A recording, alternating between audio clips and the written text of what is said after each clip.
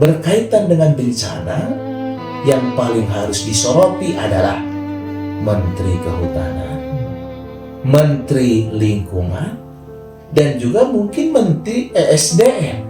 Pertanyaan seriusnya, apakah Menteri Kehutanan yang sekarang itu sudah berbasis kompetensi?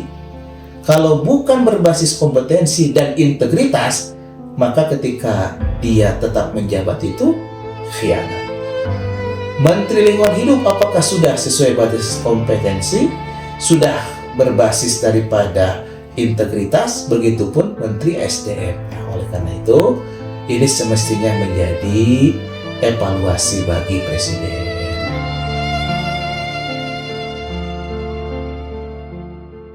Baik, Tad. Ini ada pertanyaan lagi, Tad. Kita bangsa ini sedang dilanda bencana yang luar biasa. Nah, bagaimana pandangan Ustadz apabila bencana ini dikaitkan dengan Al-Quran, dalam perspektif Al-Quran, karena saya membaca di Quran Surat Ar-Rum ayat 41, Tad. Ini mengenai kerusakan di darat dan lautan. Ini mengenai bencana. Bagaimana pendapat Ustaz dikaitkan dengan ayat ini? Baik, ini surah Ar-Rum, surah yang ke-30, ayat 41. Redaksinya, A'udzubillahi minasyaitonirrajim. Zaharul fasadu fil barri wal bahri bima kasabat aydin nas liyuziqahum ba'dallazi amilu la'allahum yarji'un. Zaharul fasadu fil barri wal bahri, telah nampak, telah terjadi kerusakan di darat dan di lautan. Bima kasabat aydin nas, disebabkan, dikarenakan perbuatan ulah tangan manusia.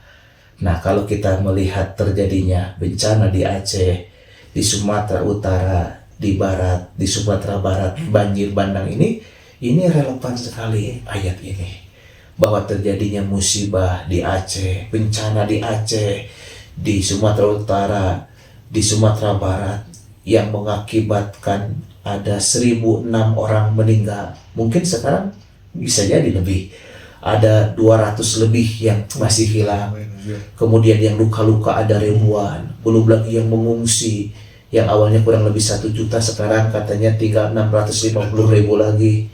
Yang panjangnya sepanjang Pulau Jawa sampai kepada Bali, yang kalau ditaksir nanti kerugiannya sekitar 51 triliun dari sisi angka, belum dari sisi imateri, itu luar biasa.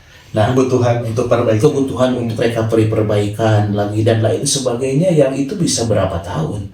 Nah, kita lihat terjadinya musibah atau bencana ini menurut para ahli, para pengamat, itu disebabkan oleh kerusakan hutan yang ada di Sumatera. Ada alih fungsi dari hutan menjadi kebun kelapa sawit. Ada pembalakan hutan, penebangan pohon yang gelondongan, yang kemudian sampai ketika banjir meluhlantakkan pesantren, fasilitas umum. Ini menunjukkan bahwa telah terjadi ulah-ulah perbuatan manusia yang melakukan pembalakan, yang melakukan alih fungsi, yang melakukan kerusakan, yang bisa jadi itu jutaan hektar, yang mengakibatkan banjir bandang yang begitu luar biasa. Nah, oleh karena itu Allah tegur perbuatan zalim ini supaya menjadi PR terkhusus kepada pemerintahan baru.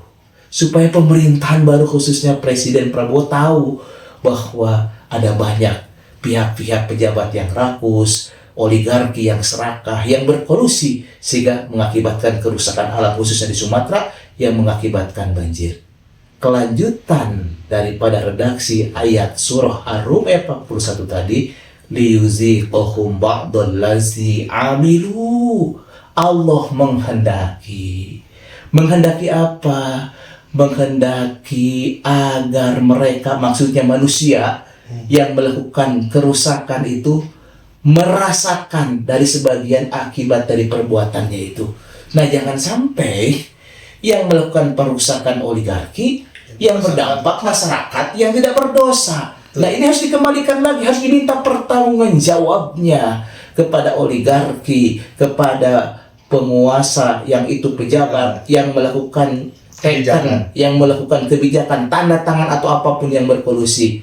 Nah, sehingga di sini kenapa Allah memberikan peringatan ini supaya apa? La'allahum yarji'un, agar kembali ke jalan yang benar.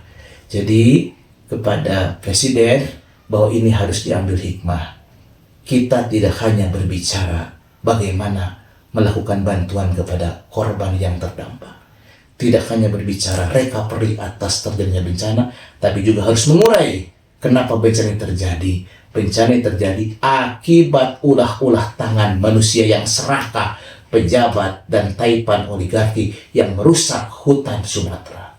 Ya, berarti ini ada hubungannya dengan ulah sebagian manusia, yaitu oligarki atau pengusaha hutan, pengusaha tambang, dan para pejabat yang ini kan yang lebih bahaya itu, ini bukan ilegal lagi kan, ini yang legal gitu. Itu lebih bahaya lagi karena ada tanda tangan atau kebijakan dari pejabat. Saya ada hadis juga yang agak populer juga, cukup populer, di mana hadis ini mengenai jika suatu urusan itu diberikan kepada yang bukan ahlinya, maka tunggulah kerusakan atau tunggulah kehancurannya gitu. Betul. Nah, itu ada hubungannya dengan hadis itu tak? Ya, ini ada hadis nih. Ini ada kitab Sahih Al-Bukhari ya. Itu di dalam kitab Sahih Al-Bukhari, dan juga ini kita baca ya, yang di tangan saya kitab Sahih Al-Bukhari ini Sahih ya. Ini cetakan Darul Kutub Ilmiah Sahih Al-Bukhari nomor 59. Hadis ini dari Abu Hurairah radhiyallahu anhu. Di sini dijelaskan bahwa Rasul menyampaikan apabila amanah disia-siakan, fantadiri sa'ah, maka tunggulah kehancuran. Sahabat bertanya kepada Rasul, "Ya Rasulullah, bagaimanakah menyia-nyiakan amanah?"